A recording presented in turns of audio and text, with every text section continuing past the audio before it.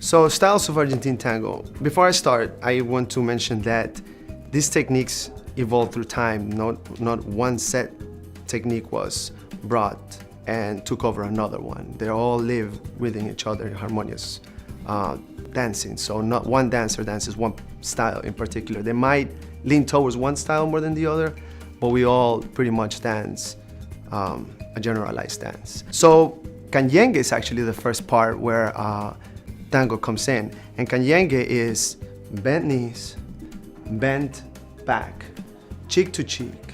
And this happened around the 1900s. So here we have canyengue. And canyengue is morphed into tango criollo.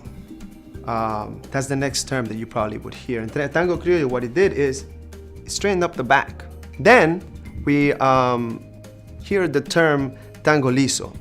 And tango liso was more influenced in the European, and it even further straightened the dance even more, where the knees weren't bent anymore. Tango liso means smooth tango. This is why it's not bent anymore. So tango liso means smooth. There was a book published in 1916 that codified the dance at that moment.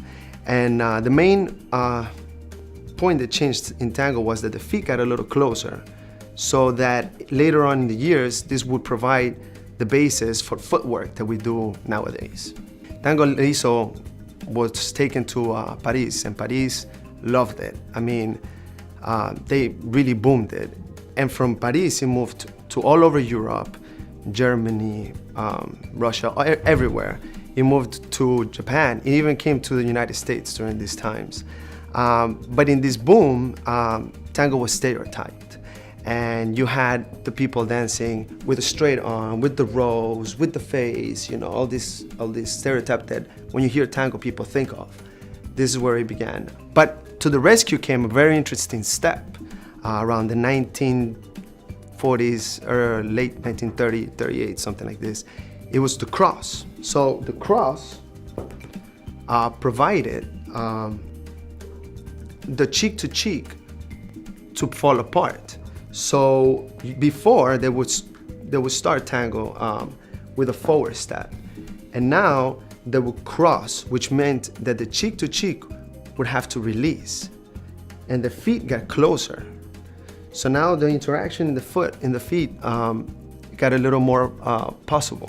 This change paved the way for arrastres, ganchos, boleos, and all the types of footwork that we can interchange. Tango Fantasia, and Tango Fantasia came about in the 1970s, 1980s, where Fantasia means fantasy, and is related to tango on stage. Tango became so sophisticated that there were jumps, lifts, but all of this couldn't be performed in a milonga or a tango salon, so they did it on stage, and it even reached to the level of a ballet. You know, they had a whole company of tango dancers performing, doing the performing arts. After this, you hear often a term like tango nuevo. Tango nuevo is the mixture of the music, of electronic music with tango.